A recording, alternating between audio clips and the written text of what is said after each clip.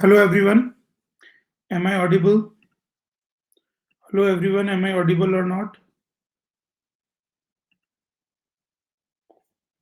Hello guys, am I audible?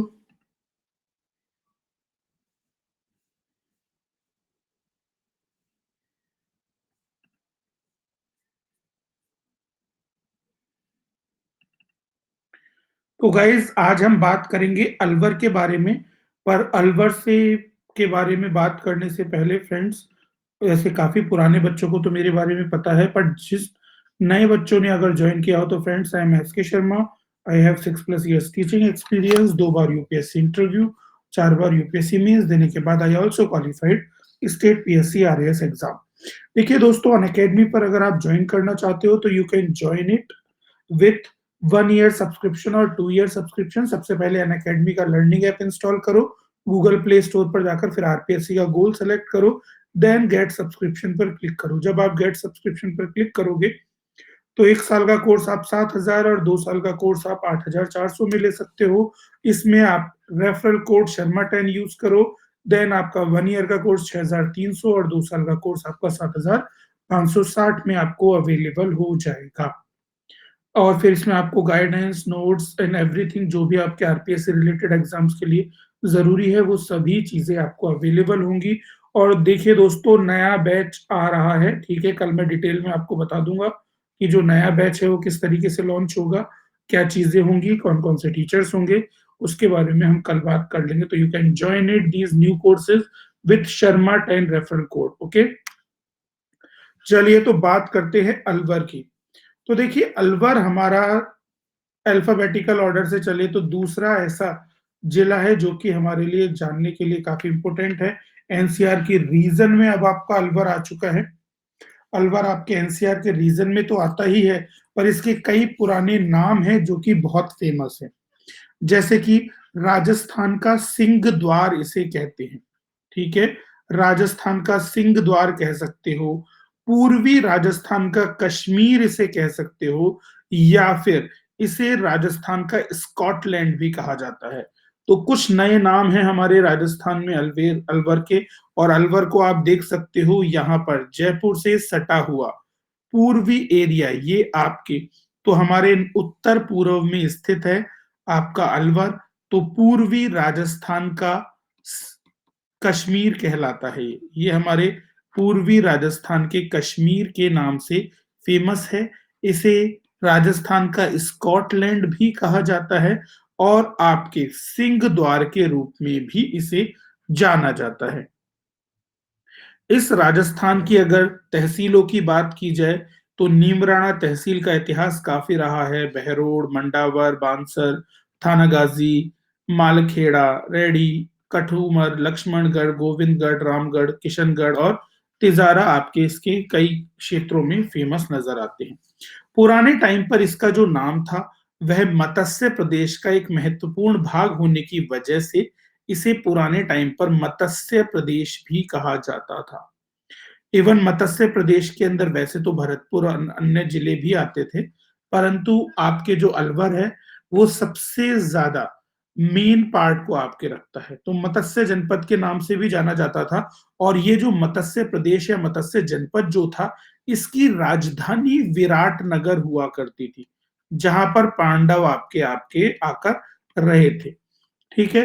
तो मत्स्य प्रदेश की राजधानी विराटनगर हुआ करती थी और इसी को ही बौद्ध धर्म के टाइम पर बैराठ कहा जाने लगा। तो बौद्ध धर्म के आज भी बहुत सारी चीजें आपके यहाँ पे हैं। देखिए मत्स्य में जयपुर भी था। मत्स्य में जयपुर का कुछ भाग था, बहुत छोटा सा भाग था।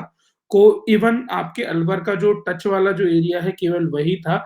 इवन जयपुर में इतना नहीं था, मतलब बहुत ही छोटा सा पार्ट, ना के बराबर, है ना? तो वो चीजें थी आपकी।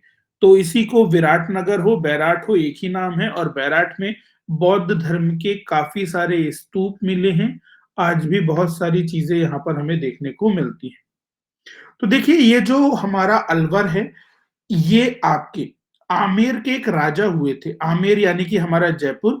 जयपुर से पहले आपके जो नगरी थी राजाओं की वो थी आमेर। आमेर के राजा हुए थे काकिल देव।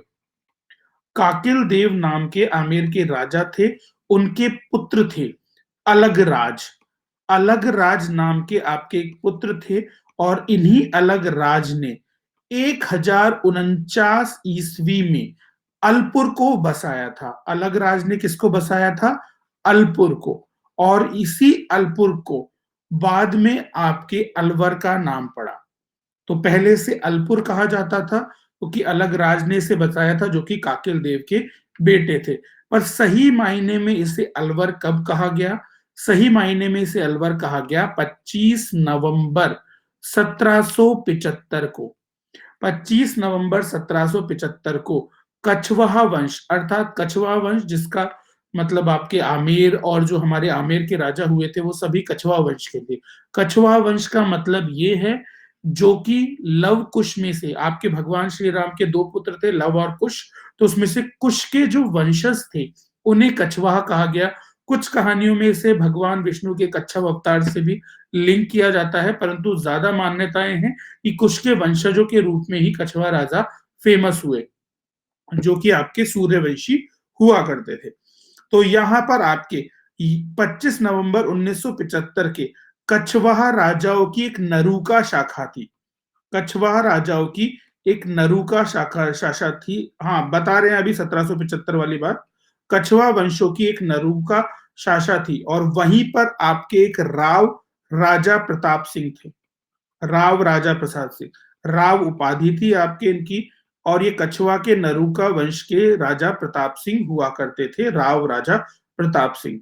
इन्होंने आपके इस अलपर दुर्ग पर, ये जो अलपर बसाया गया था, इस अलपर दुर्ग पर अपना स्थापत्य बना लिया, अपना कब्जा कर लिया अलपुर पर। और फिर कहीं जाकर बनता है आपका वर्तमान अलवर। तो जब 25 नवंबर 1775 में कछवाहा वंश के राजाओं की जो नरूका शाखा थी, उसके राव राजा प्रताप सिंह ने अलपुर दुर्ग पर जब शासन स्थापित किया, यहां पर कब्जा कर लिया, अधिकार ले लिया, तो फिर आपके ये यहां पर अलवर राज्य की स्थापना होते हैं। देखो वो प्रताप सिंह हवा महल वाले अलग थे। हवा महल वाले प्रताप सिंह बिल्कुल अलग हैं और ये वाले नरूका शाखा वाले हैं। आपको याद हो थोड़ा बहुत तो हमारे जो राजपूत है उनकी कई शाखाएं हो गई थी और उनके आधार पर आज भी इनके सरनेम हुआ करते हैं। अलग अलग प्रकार की आपकी शाखा थी, जैसे कि खंगारोत राजपूत अलग हो गए थे, आपके नरूका शाखा वाले राजपूत अलग हो गए थे। तो इनके सरनेम आज भी ऐसे ही है, नरूका, खंगारोत, ऐसे सरनेम आज भी लगाए जाते हैं। तो ऐसे 12 कोटड़ियां हुआ करती थी, तब इन 12 तरीके की शाखाएं निकल गई थी और उन्हीं में से एक शाखा आपके नरूका शाखा थी। देखो गोहिल गोहिल तो वंश है, गोहिल वंश आपके मेवाड़ तक सीमित रह गया। बट हमारे जो कछवाहा राजा थे उनकी 12 शाखा हुई थी। वो हमारे कछवा वाले थोड़े अलग हैं और मेवाड़ के अंदर गोहिल वंश रहा, वो अलग था। ठीक है। तो फिर कहीं जाकर आपका वर्तमान अलवर राज्य स्थापित हुआ। तो आप कह सकते हो कि कछवाहों के नरूका वंश के जो पुत्र हुए, कछवाहों के नरूका शाखा के जो वंशज हुए, उनका स्थापत्य उनका स्थापत्य क्या है? हमारे अलपुर यानी कि आपके अलवर के अंदर रहा।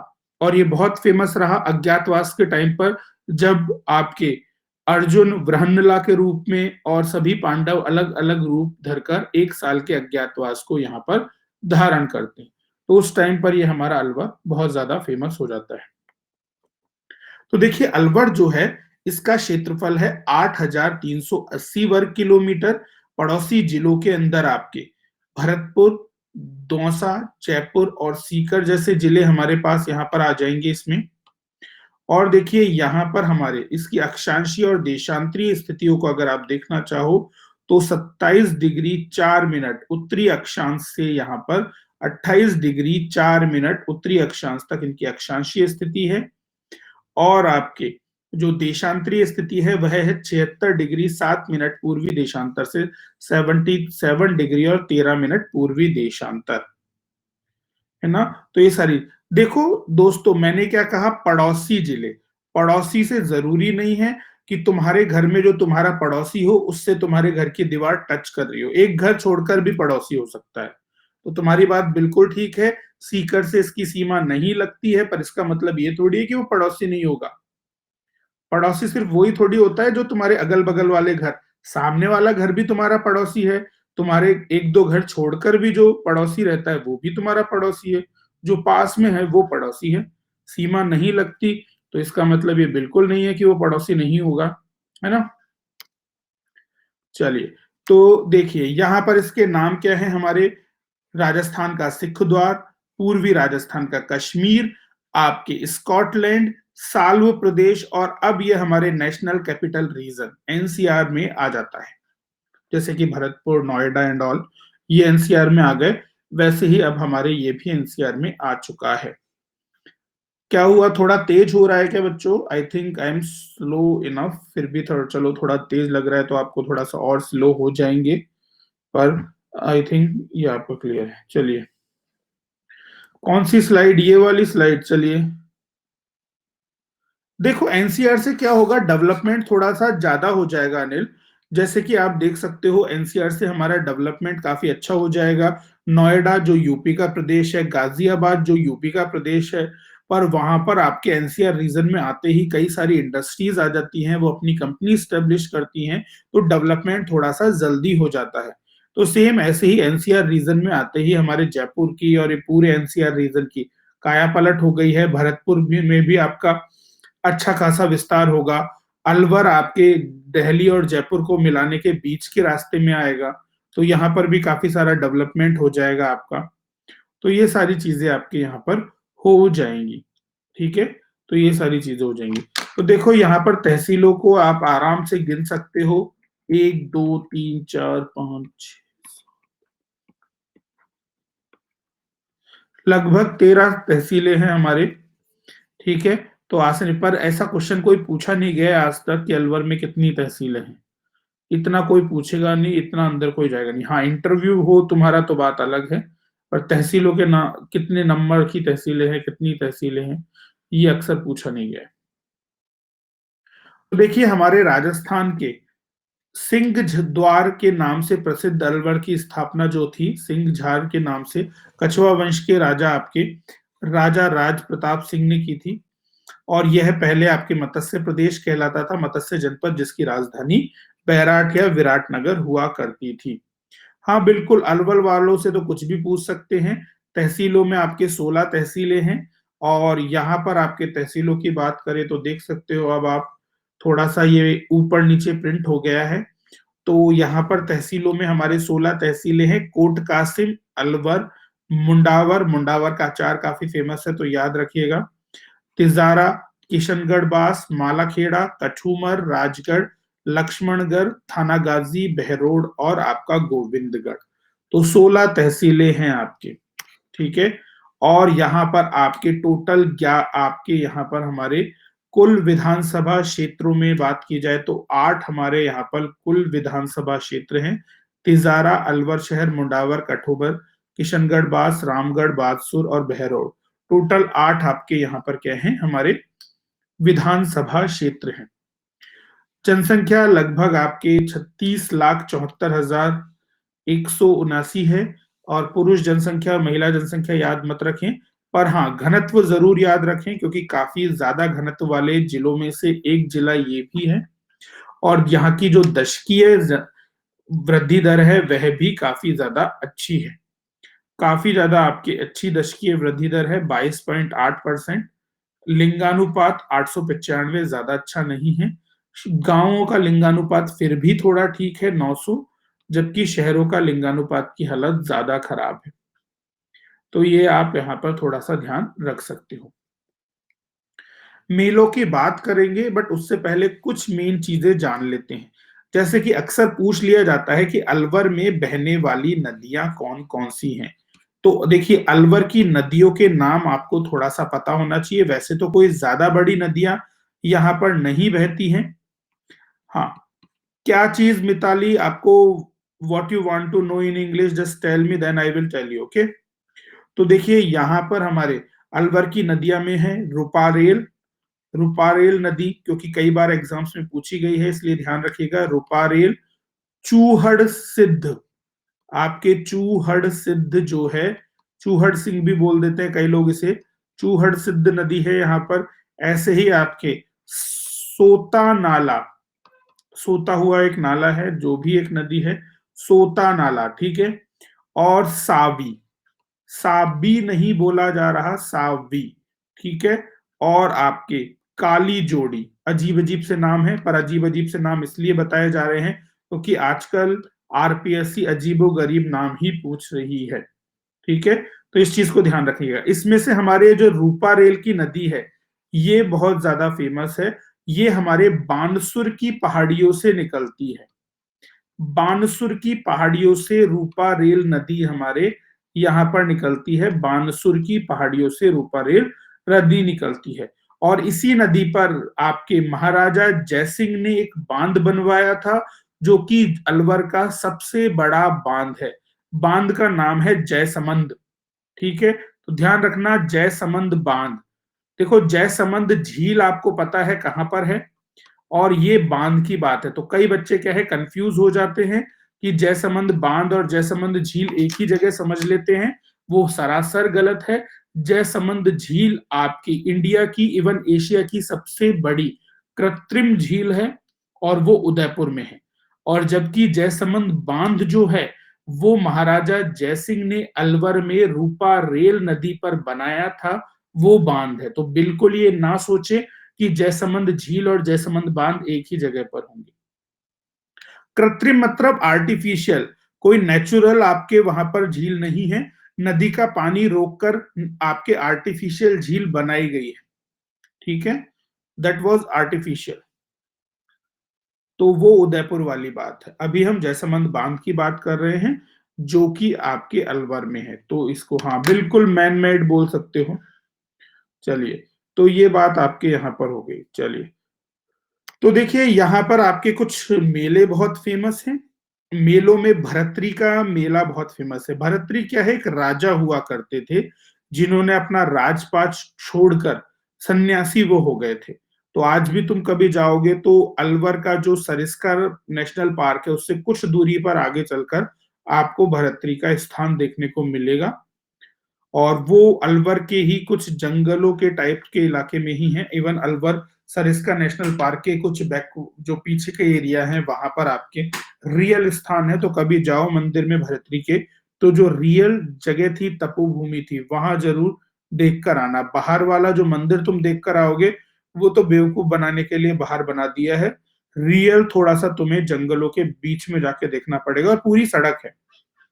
सड़क से मतलब ऑब्वियसली तुम्हारे घर की जैसी सड़क नहीं होगी, कुछ पानी के लिए नाला सा बह रहा है, उसके ऊपर चलकर आप इजीली जा सकते हो। तो यू शुड गो देयर। तो काफी नेचुरल चीजें देखने को मिलेंगी।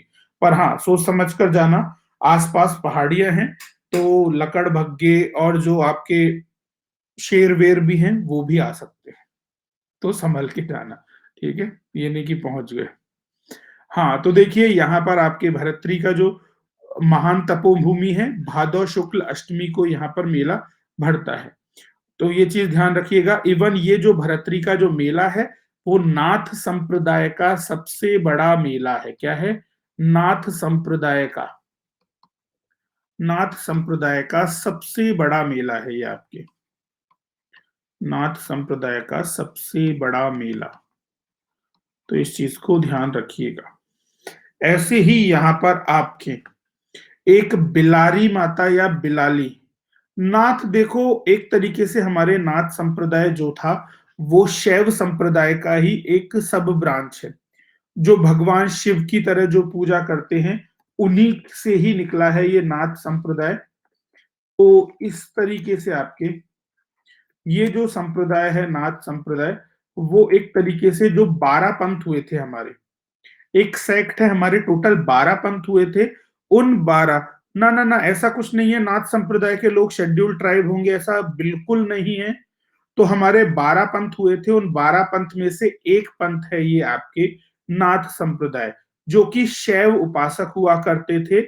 और ये ऐसे नाथ संप्रदाय थे जो कि आपके, ये ऐसे लोग थे जो कि बुद्धिज्म की फिलॉसफी, शैव मत की फिलॉसफी, और आपके जो हमारे बुद्धिज्म, शैव मत और जो योग की फिलॉसफी है, इन तीनों को मिलाकर अपने विचारों को प्रकट करते हैं। मतलब एक कंबाइंड मिक्स वेज था ये, जिसके अंदर बुद्धिज्म, आपके हमारे जो योगाचार है वो, और आपके जो हमारा शैव मत है, इन तीनों की फिलॉसफी, इन तीनों के विचारों को एक जगह डाल दिया गया था, वो नाथ संप्रदाय है। अक्सर आपने अपने घरों के आसपास जयपुर में या गांवों में भी आप रहते हो तो कुछ ऐसे लोगों को आपने देखा होगा जो कि बाबा आते हैं, लाइट पिंक कलर के कपड़े पहनते हैं और अलख निरंजन चिल्लाते रहते हैं, बोलते रहते हैं।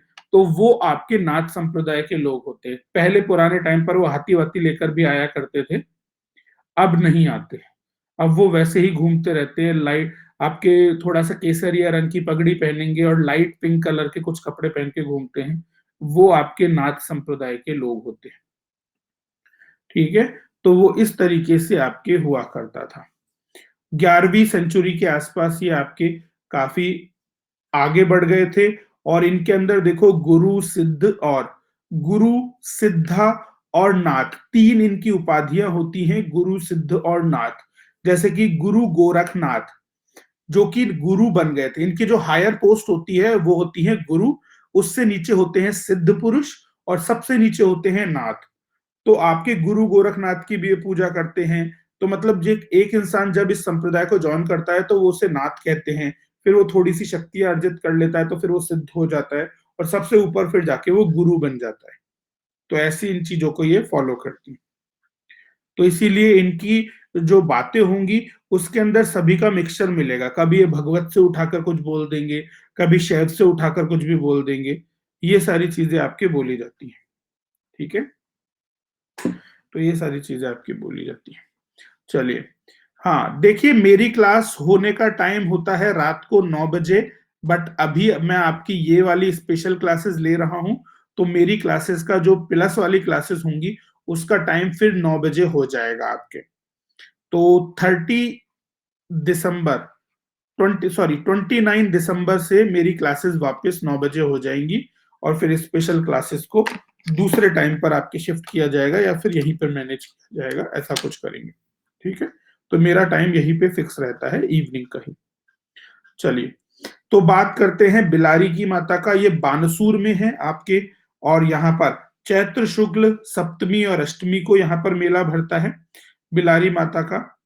और यहाँ पर आपके तिजारा में एक जैन मंदिर, हाँ चंद्र प्रभु के मेले की बात करते हैं, जो कि बिलारा, ये थोड़ा गलत लिख गया है आपके यहाँ पर, बिलाली। बिलाली एक वो है हमारे पास पर्वत की शिखर है, तो वहीं पर बानसूर बिलाली में आपके ये है। ठीक है, चंद्र प्रभु मेला आपका काफी फेमस मेला है तिजारा अलवर में, और फागुन सप्तमी और शुक्ल दशमी को भरता। तिजारा का जैन मंदिर बहुत फेमस है। तिजारा का जो जैन मंदिर है, ये जैन मंदिर है आपका तिजारा का, और इस जैन मंदिर के अंदर चंद्र प्रभु जो हैं आपके, जैसे 24 तीर्थंकर हुए थे जैन मुनियों के, तो उसमें से चंद्र प्रभु 8वें तीर्थंकर थे। तो 8वें तीर्थंकर थे चंद्र प्रभु, उन्हीं के नाम पर ये चंद्र प्रभु जैन मंदिर बनाया गया है। और इसी वजह से यहाँ पर आपके एक जगह है देहरा, जहां पर आपके चंद्र प्रभु की मूर्ति मिली थी, और इसी वजह से यहाँ पर ये मंदिर बना दिया गया, और यहाँ पर काफी बड़ा जैनियों का मेला भरता है।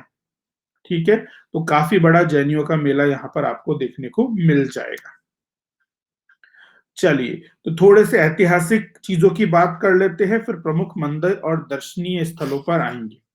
तो देखिए, कछवाहा वंश के नरुका शाखा के राव राजा प्रताप सिंह ने 1775 ईस्वी में इसकी स्थापना की।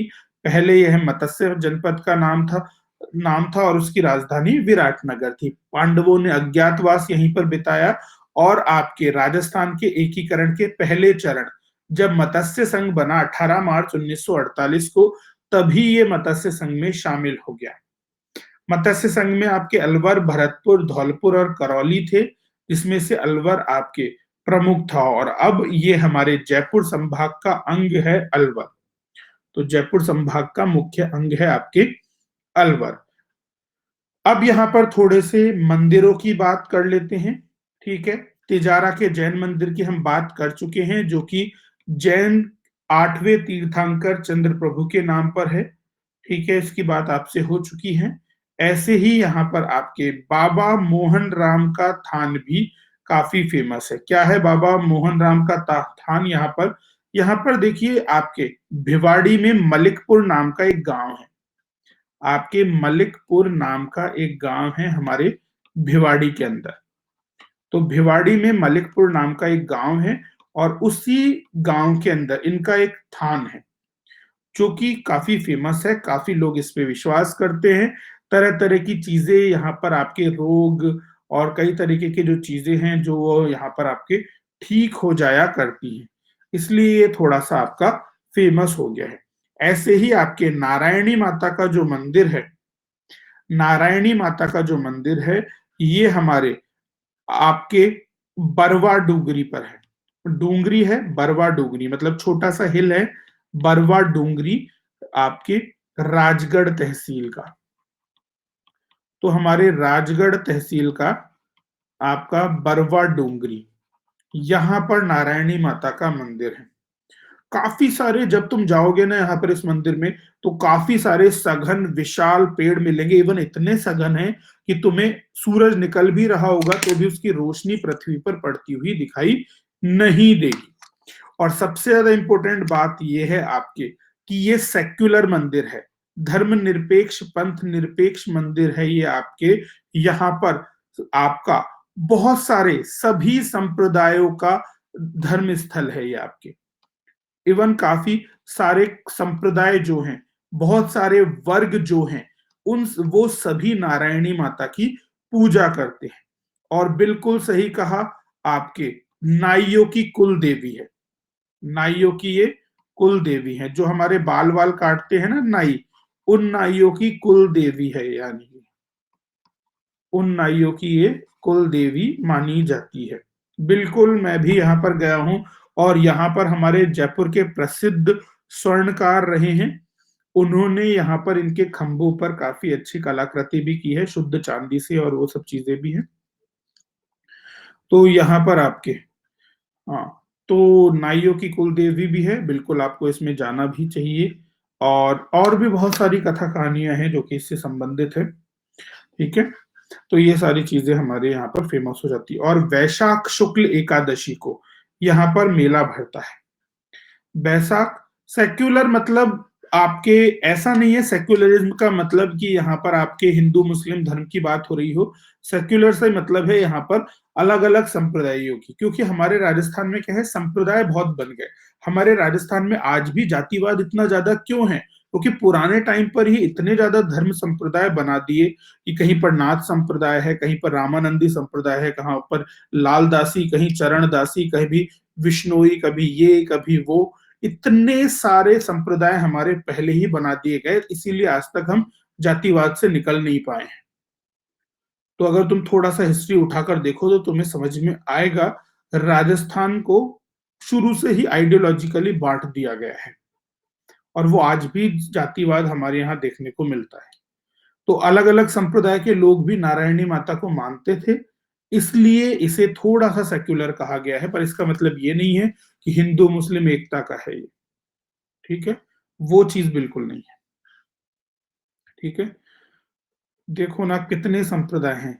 आज भी तुम्हें थोड़ी सी भी किसी से भी लड़ाई होती है तो पढ़े से पढ़ा लिखा आदमी हो वो भी ये कह देता है कि अरे ये तो माली है, ये तो नाई है, ये तो वो है, इसलिए इसकी हरकतें ऐसी है। मतलब कोई भी कुछ भी कहे, वो सब भूल भाल कर सीधे उसकी कास्ट पर पहुंच जाते हैं आज भी। और अच्छे खासे पढ़े लिखे लोग पहुंच जाते हैं कि 2 मिनट लड़ाई हुई नहीं, सबसे पहले कास्ट को अब्यूज करेंगे। अरे भाई, कास्ट के अंदर अच्छे लोग भी हैं, बुरे भी हैं, उसमें उसकी कास्ट से क्या मतलब है? पर नहीं मानते, लोग हैं अभी भी ऐसे ही। और फिर इसी चीज का फायदा उठा लेते हैं पॉलिटिशियन और तुम्हें बेवकूफ बना देते हैं। कभी ये आ जाएगा, कभी वो आ जाएगा, और दोनों ही बर्बाद कर रहे हैं। ना तुम्हारी कोई वैकेंसी निकाल रहे हैं, ना कुछ कर रहे हैं, पर फिर भी देने पहुंच जाएंगे उनको वोट वापस। ये नहीं हटाकर अलग करे, पर ठीक है। अगर अगर दिल्ली होता हमारा, जयपुर या राजस्थान ना होकर दिल्ली होता, तो पता नहीं कितनी सरकारें बदल गई होती, हर साल बदल जाती सरकार। अगर दिल्ली होता, दिल्ली में रिएक्शन फटाफट आते हैं, मुंबई में रिएक्शन फटाफट आते हैं, पसंद आया तो ठीक, नहीं तो हटाकर फेंको। पर यहाँ पर नहीं है। यहाँ पर तो दो चार बुढ़े लोग आकर कुछ भी कह देंगे गलत सलत और उसमें हाँ जी कर देंगे और फिर भुगतते रहो और स्टूडेंट्स की कोई नहीं सुनता।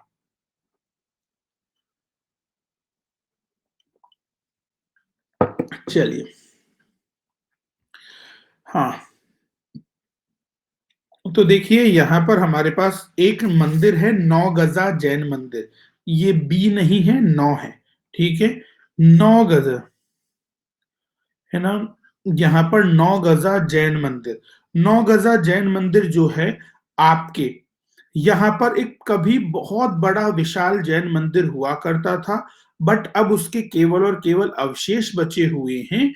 और यहाँ पर आपके हमारे जैन धर्म के 23वें तीर्थंकर कौन थे, याद है किसी को? जैन धर्म के 23वें तीर्थंकर थे हमारे पार्श्वनाथ जी। ठीक है, पार्श्वनाथ जी को ये मंदिर समर्पित है आपका। 23वें तीर्थंकर पार्श्वनाथ जी को ये आपके मंदिर समर्पित है। ठीक है, तो इस चीज को ध्यान रखिएगा, बट इसे कंफ्यूज बिल्कुल ना करें। और हाँ, सबसे इंपॉर्टेंट बात, यहां पर 9 गज ऊंची पार्श्वनाथ जी की प्रतिमा है। और 9 गज का मतलब समझ रहे हो तुम?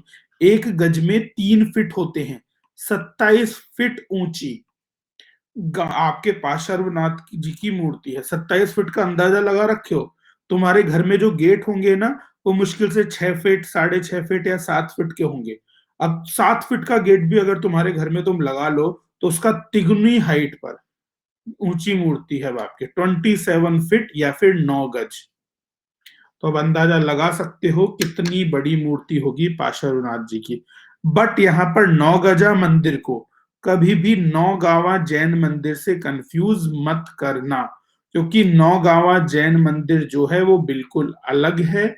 यहाँ पर आपको पता हो, तो जब हमारे जैन संप्रदाय महावीर स्वामी जी 24वें तीर्थंकर हुए और उसके बाद कोई और तीर्थंकर नहीं हो गया, फिर उसके बाद में हमारे जो जैन समुदाय है दो भागों में बट गया था, एक थे दिगंबर और एक थे श्वेतांबर। तो यहाँ पर ये जो नौगावा जैन मंदिर है ये दिगंबर पंथ का है।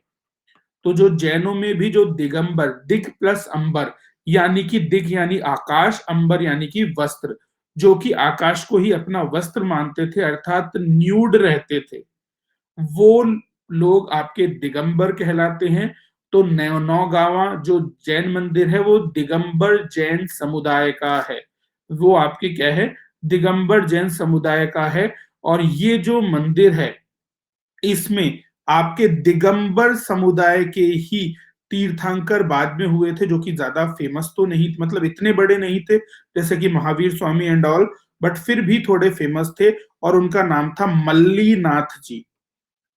आपके मल्लीनाथ जी को समर्पित था ये मंदिर।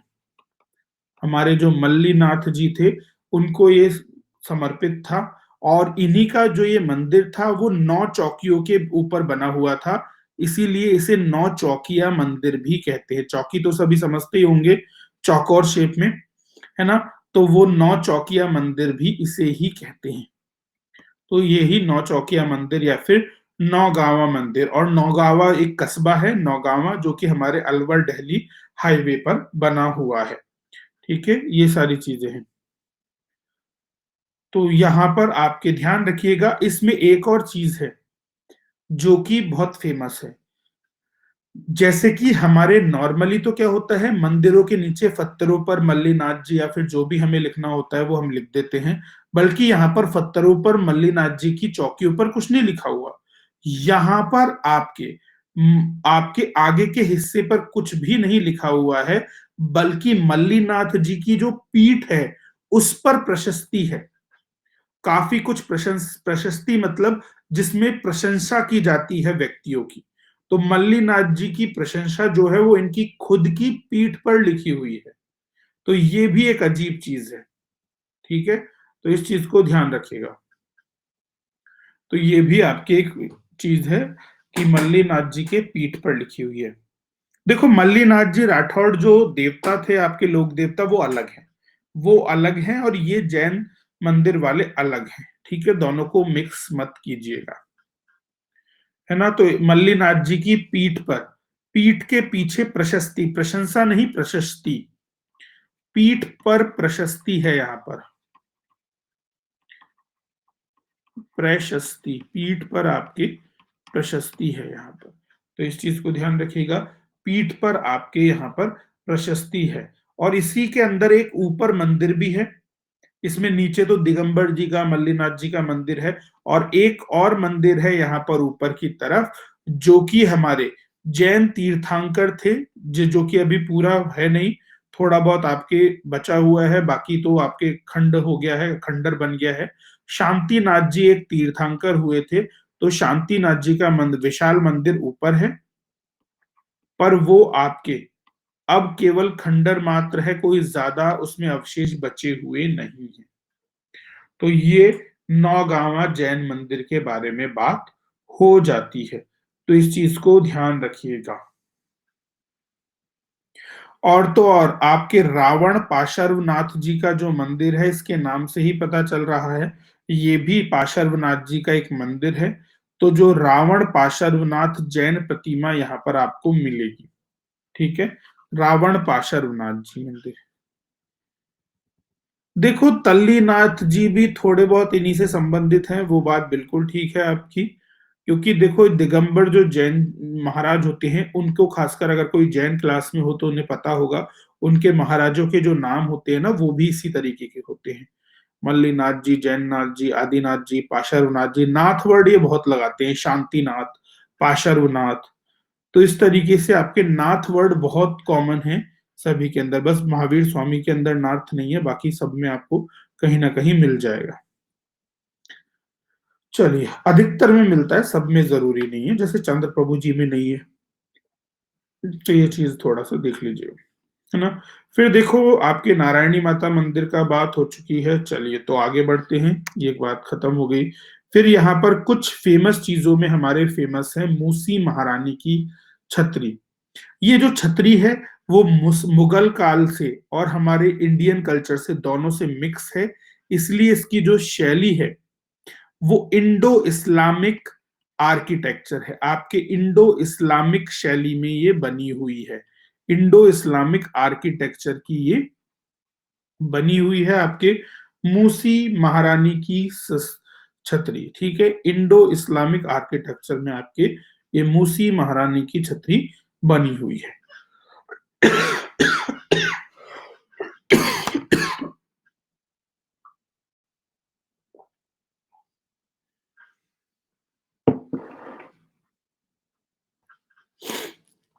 जैसा कि देखने में ही लग रहा है आपको, लाल पत्थर और सफेद पत्थर, दोनों लाल और सफेद संगमरमर से बनी हुई है, लाल पत्थर और सफेद संगमरमर दोनों आपको यहाँ पर आपको मिलेंगी, ठीक है।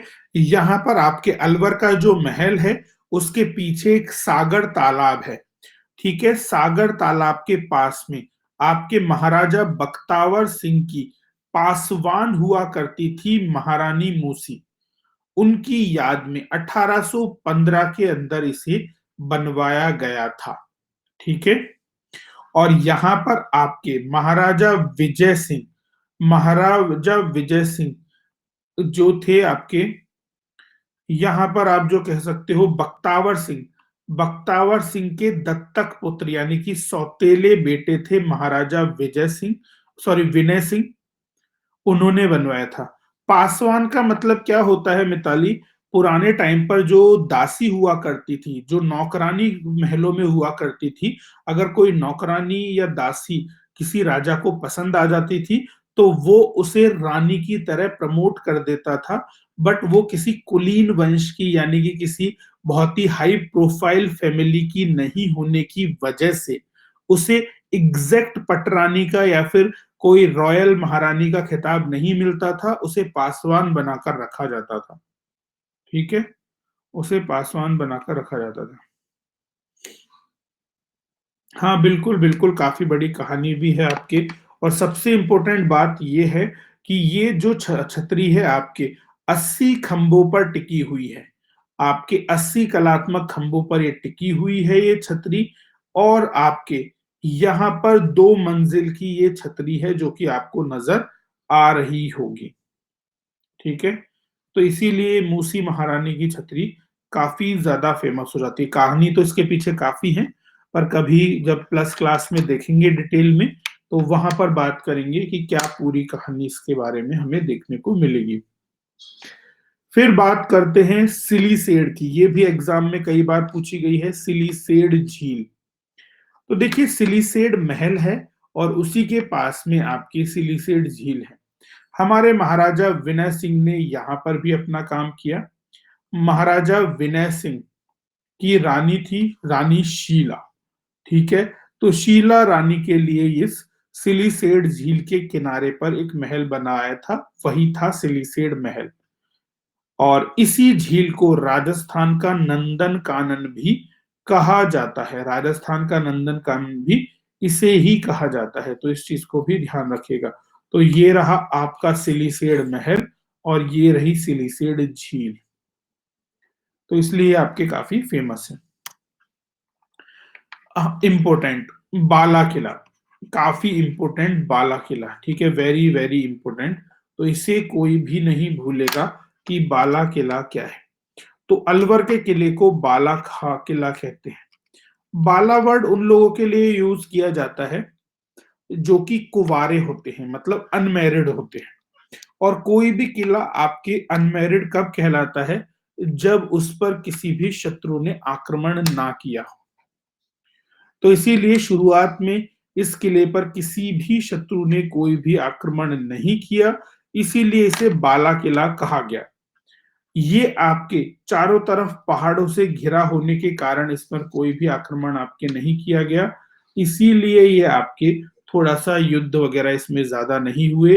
हसन खान मेवाती ने इस किले को बनाया था, ठीक है। तो हसन खान मेवाती ने इसे बनाया था और जो जहांगीर यानी जो सलीम है, उसी के नाम पर यहाँ पर सलीम महल और सलीम सागर का निर्माण भी किया गया है। तो इसीलिए बाला किला ध्यान रखिएगा, एग्जाम में आपसे अलवर का किला नहीं पूछा जाएगा, बाला किला वर्ड होगा, एग्जाम में ऑलरेडी पूछा गया है। तो इस चीज को ध्यान रखें, ठीक है। चलिए तो आगे बढ़ते हैं। हमारे बाला किला के अंदर क्या है, 6 द्वार है, चांद पोल, सूरज पोल, जयपोल, किशन पोल और अंधेरी गेट और लक्ष्मण पोल। आपके किले में काफी सारी वुड्स यानी पिलर हैं और आपके कुछ कंगूरे भी हैं। इस पर आज तक कभी युद्ध नहीं हुआ है, इसीलिए इसको बाला अथवा कुवारा किला कहा जाता है, ठीक है। इस पर कोई भी युद्ध नहीं हुआ क्योंकि इतना इंपॉर्टेंट भी नहीं था कि कोई आए और इस पर युद्ध कर जाए।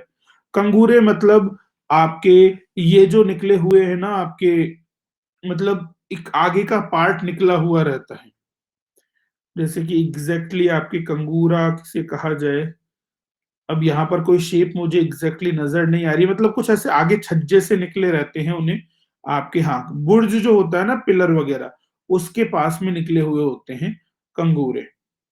तो एग्जैक्टली रटना नहीं है आपको कि कंगूरे वगैरह कितने निकले हैं क्या है, ये तो जस्ट बता दिया गया है। हाँ पिलर्स जरूर पूछे जाते हैं। हाँ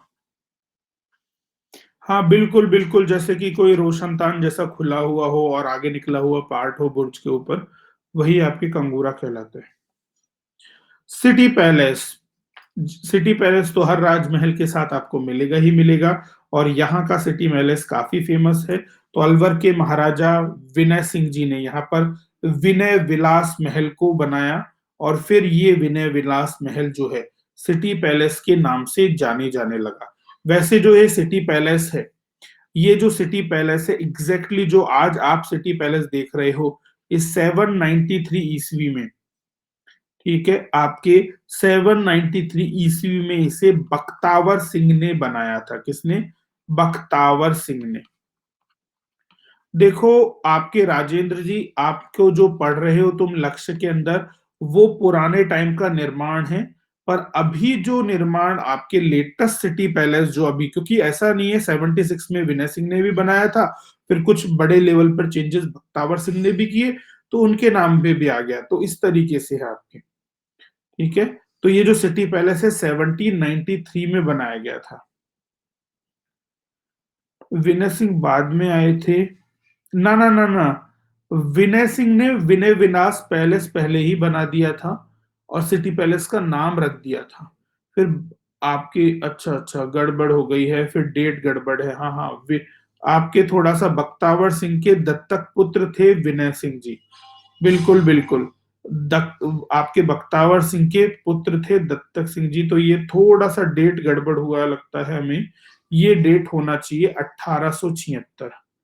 ठीक है, 1876 में विनय विनाश पैलेस बनाया और फिर आपके ये आया। तो ये 1876 की जगह 1776 लिख दिया, थोड़ा गड़बड़ हो गया। तो यहाँ पर क्या है, बख्तावर सिंह जी ने इसका निर्माण करवाया था पूरे सिटी पैलेस का।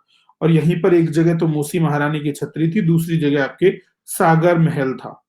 और इसमें काफी सारे संग्रहालय भी हैं, अच्छे खासे म्यूजियम हैं। जैसे हमारे जयपुर के सिटी पैलेस में भी म्यूजियम है, वैसे ही यहाँ पर आपके म्यूजियम है। जैसे कि आपके बहुत सारे आपको राजा महाराजाओं के सामान मिलेंगे, जैसे मोहम्मद गोरी के सामान यहाँ पर मिल जाएंगे, अकबर, जहांगीर, औरंगजेब, इन सभी के तलवारें यहाँ पर रखी हुई हैं। तो खासकर मोहम्मद गौरी, अकबर, जहांगीर, औरंगजेब, इनकी तलवारें यहाँ पर रखी हुई हैं। और इसीलिए ये फेमस। और सबसे इंपॉर्टेंट बात यह है कि यहाँ पर एक ऐसी मयान रखी हुई है जहां पर दो तलवारें एक साथ रखी जा सकती हैं। जैसे कि कहावत है ना कि एक मयान में दो तलवारें नहीं रह सकती, पर यहाँ पर एक मयान ऐसी है, यहाँ पर एक मयान ऐसी है जिसमें दो तलवारें रखी जा सकती है। इसलिए भी कई लोग यहाँ पर देखने आते हैं। देखो, बात वो नहीं है कि गौरी यहाँ पर छोड़कर चला गया था सब कुछ। देखो, कोई भी राजा होता है ना, तो अपने जीवन में जीवन भर एक तलवार तो यूज करेगा नहीं, खूब सारी तलवारें वो यूज करता है। हर एक दो साल में कोई ना कोई तलवार बदल लेता होगा, तो उनमें से कोई एक तलवार यहाँ पर रखी हुई है। तो इसका मतलब ये नहीं कि सब छोड़कर यहाँ पे चला गया था, संन्यास ले लिया था उसने, है ना। तो कोई भी पुरानी धुरानी तलवार जो किसी काम की नहीं थी, वो यहाँ पर हमने लाके रख दी, है ना। तो ऐसा तो है नहीं कि जीवन में वो एक ही तलवार यूज करेगा, अगली भी आ जाती है। चलिए, हाँ, तो देखिए सरिस्का वन्य जीव अभ्यारण्य, जिसमें कोई भी शेर बचा नहीं था। हाँ, अब कुछ शेर जरूर बचे हैं इसके अंदर। अब कुछ शेरों को हमने लाकर यहाँ पर शिफ्ट किया है, और जिसमें से एक शेर बहुत बूढ़ा है, और आपके वो अभी काफी न्यूज में भी रहा था। तो यहाँ पर बांगो की मांद कही जाती है यहाँ पर सरिस्का, जिसकी स्थापना 1955 में हुई थी। सरिस्का की स्थापना यहाँ पर आपके राजस्थान का दूसरा टाइगर रिजर्व, दूसरी बाघ परियोजना यहीं पर स्टार्ट हुई थी। यहाँ पर आसपास आपको हरे कबूतर भी काफी देखने को मिलेंगे। ठीक है। और यहाँ पर एक सरिस्का पैलेस बनाया गया था, जो कि ड्यूक ऑफ एडिनबर्ग के आने पर बना था। ड्यूक ऑफ एडिनबर्ग यहाँ पर आया था आपका, ड्यूक ऑफ एडिनबर्ग यहाँ पर आया था, जिसके आने पर सरिस्का पैलेस को यहाँ पर बनाया गया था। बनाया किसने था? राजा जयसिंह ने। महाराजा जयसिंह ने सरिस्का पैलेस को बनाया था यहाँ पर ड्यूक ऑफ एडिनबर्ग को आने पे। यहीं पर आपके अभ्यारण्य के अंदर ही आपको भरतरी की गुफाएं भी मिल जाएंगी, पाराशर आश्रम भी मिल जाएगा, पांडुपोल का जो हनुमान जी का मंदिर है वो भी इसी के अंदर आपको मिल जाएगा। ठीक है, तो इस चीज को ध्यान रखिएगा। देखो, ये वाइल्ड लाइफ सेंचुरी है, पर हमारे यहाँ पर आपके नेशनल पार्क लिख दिया जाता है।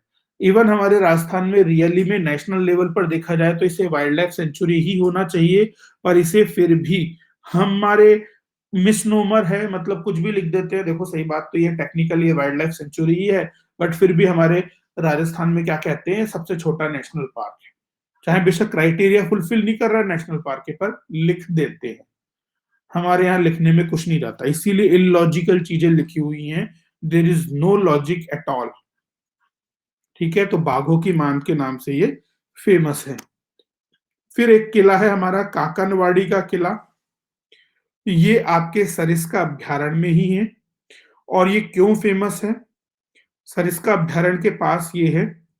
और ध्यान रखिएगा, ये इसलिए फेमस है क्योंकि जब आपके दौराई का युद्ध हुआ था औरंगजेब और दारा शिकोह के बीच में, तो जो औरंगजेब के बड़े भाई थे दारा शिकोह, तो उस दारा शिकोह को यहाँ पर कैद किया गया था। तो इसी काकनवाड़ी के किलों के अंदर दारा शिकोह को कैद किया गया था, इसीलिए थोड़ा बहुत फेमस हो जाता है। तो बिल्कुल जेल स्टाइल से बना के रखा हुआ है इस काकनवाड़ी के किले को। पांडुपोल भरतरी का मंदिर बहुत फेमस है। ऐसा कहा जाता है कि जब अज्ञातवास पर आपके लोग थे, है ना, आपके जब अज्ञातवास पर आपके पांडव हुआ करते थे, तो दुर्योधन के जो गुप्तचर हैं वो पांडवों का पीछा कर रहे थे। तो आपके एक जगह पांडव भागते भागते रुक गए और बीच में बड़ा आपके पर्वत सा था, जिसे अगर वो नहीं तोड़ते तो वो पकड़े जाते। तो फिर यहाँ पर भीम अपनी गदा से एक रास्ता बनाता है, और उस रास्ते को बनाया था पांडु के पुत्रों ने, और हमारे यहाँ पर गेट को पोल कहा जाता है, इसीलिए इस गेट को कहा गया पांडु पोल। और यहाँ पर हनुमान जी का जो मंदिर है उसे पांडु पोल का मंदिर कहा जाता है। तो ध्यान रखिएगा, पांडु यानी कि आपके भीम की गदा की वजह से जो गेट बना, ये जो देख रहे हो, ये वही गेट है जो कि भीम ने मारा था, और फिर सारे पांडव निकलकर दूसरी ओर भाग गए थे और पकड़ में नहीं आए थे। अदरवाइज उन्हें फिर वापस 13 साल का वनवास फिर भोगना पड़ता। तो ये जो पांडु पुत्र थे भीम, इसीलिए पांडुपोल कहा गया इसे। और भादव शुक्ल चतुर्थी और पंचमी को हनुमान जी का लक्खी मेला यहाँ पर भरता है। तो हनुमान जी की लेटे हुए सोते हुए जो प्रतिमा है वो यहाँ पर है, क्योंकि हनुमान जी हमारे एक ऐसे भगवान हैं जो हर शेप एंड साइज में मिलते हैं। कहीं आपके सालासर बालाजी में मूछ वाले हनुमान जी हैं, कहीं पर खड़े हनुमान जी हैं, कहीं पर लेटे हनुमान जी हैं। मतलब उनके मंदिरों से भी पता चलता है कि ही इज ए बैचलर। उन्हें कोई कस्टम फॉलो नहीं करना, कोई रूल्स एंड रेगुलेशन नहीं है। जहां मन पड़ा वहां वैसे सोते खाते बैठे हर जगह हर स्टाइल के मंदिर बनाए हैं। तो ऑब्वियसली स्टड हैं और आपके बैचलर हैं, तो डेफिनेटली एटीट्यूड ऐसे ही रहेगा। कोई फर्क नहीं पड़ता इनको। ठीक है, तो यहाँ पर लेटे हुए हनुमान जी है हमारे। ठीक है, फिर हमारे बात आती है विजय मंदिर पैलेस की। तो देखिए, विजय मंदिर जो पैलेस है हमारा, इसका निर्माण जयसिंह ने करवाया था। और जयसिंह ने विजय सागर बांध बनाया, विजय सागर बांध। और फिर 1918 में इसका निर्माण आपके करवाया गया। ठीक है, यहाँ पर जो नदी है चूहड़ सिंह, चूहड़ सिद्ध मतलब चूहड़ सिद्ध नाम की जो नदी है, उस चूहड़ सिद्ध की सहायक नदी पर, उस चूहड़ सिद्ध की सहायक नदी पर आपके ये विजय सागर बांध बनाया गया है, और आपके महाराजा जयसिंह ने इसका निर्माण करवाया था। तो इस चीज को ध्यान रखिएगा, विजय मंदिर पैलेस। चलिए, ठीक है। फिर आपके अन्य पर्यटक स्थलों में आप देख सकते हो, जैसे कि हमारे आपके अलाउद्दीन आलम शाह का मकबरा भी है, चंद्र प्रभु जी के जैन मंदिर तिजारा की बात कर चुके हैं।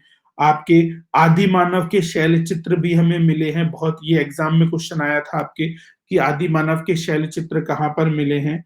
तो हमारे आदि मानव के शैल चित्र डीकर अलवर में मिले हैं।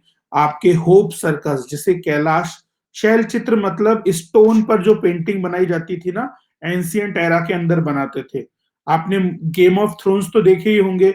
गेम ऑफ थ्रोन्स के अंदर गुफा में जाकर जो पेंटिंग नहीं देखी थी, जो आपके गेम ऑफ थ्रोन्स अगर GOT में देखे हो तो उसमें आपको मिल जाएगा। दीवार पर हम पत्थर से ही डायग्राम बना देते थे, ऐसे उकेर उकेर के, वो सब चीजें थी आपके शैल चित्र, स्टोन पेंटिंग। ठीक है, चलिए, तो ये चीजें ध्यान रखिएगा। ठीक है, फर्स्ट पॉइंट है अलाउद्दीन आलम शाह का मकबरा तिजारा में। तिजारा में अलाउद्दीन आलम शाह का मकबरा है, चंद्र प्रभु जी का प्रसिद्ध जैन मंदिर है। ऐसे ही डीकर में आदि मानव के शैल चित्र हैं। और होप सर्कस जो है हमारा आपके वॉइस रॉय लिनलिथ गो के टाइम पर बना था, जब आपके लिनलिथ गो की बेटी थी मिस होप। तो मिस होप के आने से ये होप सर्कस आपके बना था। ठीक है, विजय सागर बांध की बात हम कर चुके हैं। ऐसे ही आपके भरतरी के मेले की भी बात हम कर चुके हैं, जो कि आपके नाथ संप्रदाय का प्रमुख है। काफी सारे बंदर यहाँ पर हैं। पुरजन विहार को कंपनी गार्डन भी कहते हैं, वो भी यहाँ पर आपको मिलेगा। और अन्य मेन फोकस वाले एरियाज को यहाँ पर आप देख सकते हो। तो ये सारी चीजें आपके लिए इम्पोर्टेंट हो जाएंगी। ऐसे ही खनिज की बात करोगे तो संगमरमर में हाँ की जो माइंस है वो खोदरीबा, राजगढ़ और आपके बादामपुर में है। खोदरीबा आपके तांबे के लिए भी फेमस है और लौह अयस्क आपको राजगढ़ और पुरवा में मिलेगा।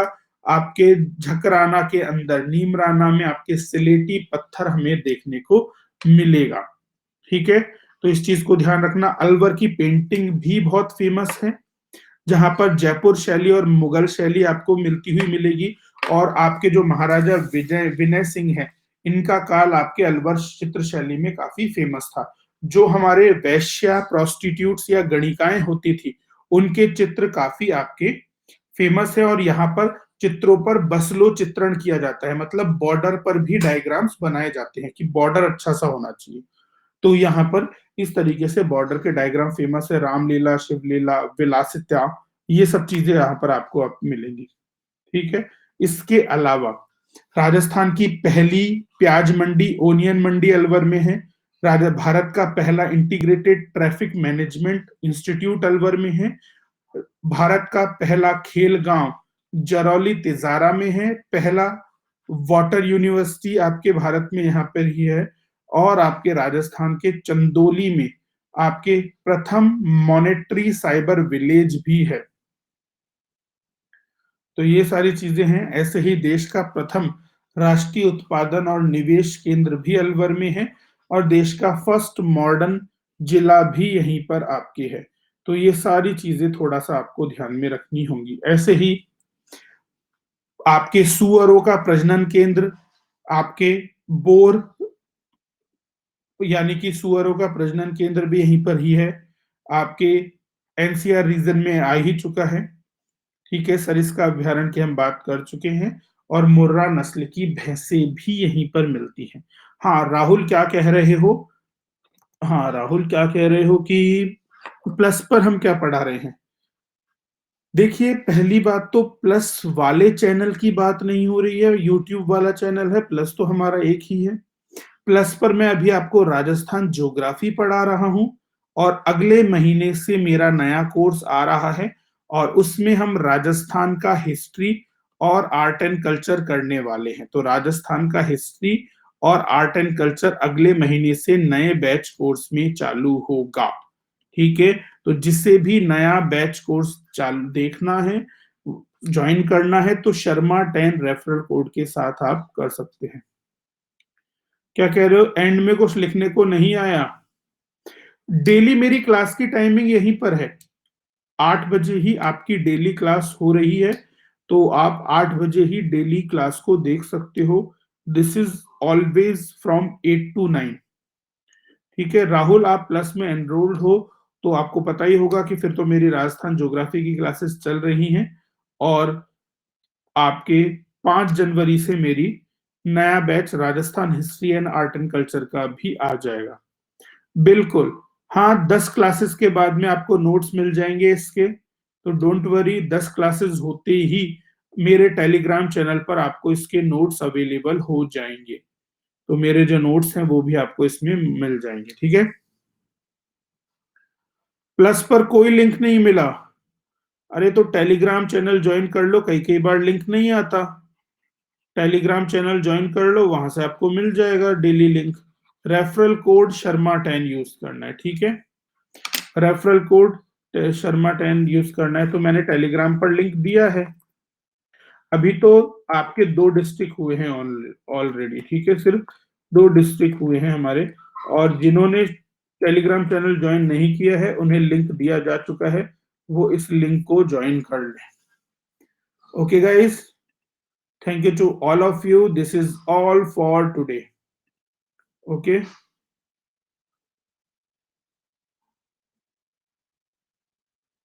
अच्छा 5 के ही दे, ठीक है, तो कोई बात नहीं। 5 डिस्ट्रिक्ट्स के एक साथ दे देंगे, कोई प्रॉब्लम नहीं है। ज्योग्राफी में आपके एक आध लेक्चर, 2 लेक्चर बचे हुए हैं जिन्हें मैं लास्ट में लूंगा 29 और 30 को। ठीक है, 29 और 30 को 2 लेक्चर्स बचे हैं जिन्हें आपके लास्ट में लिया जाएगा। तो okay guys, thank you to all of you. Good night everyone. Tomorrow we will meet again, and if you want to join an academy then you can join with my referral code Sharma 10 in capital letters without any space. So thank you to all of you guys. Take care everyone.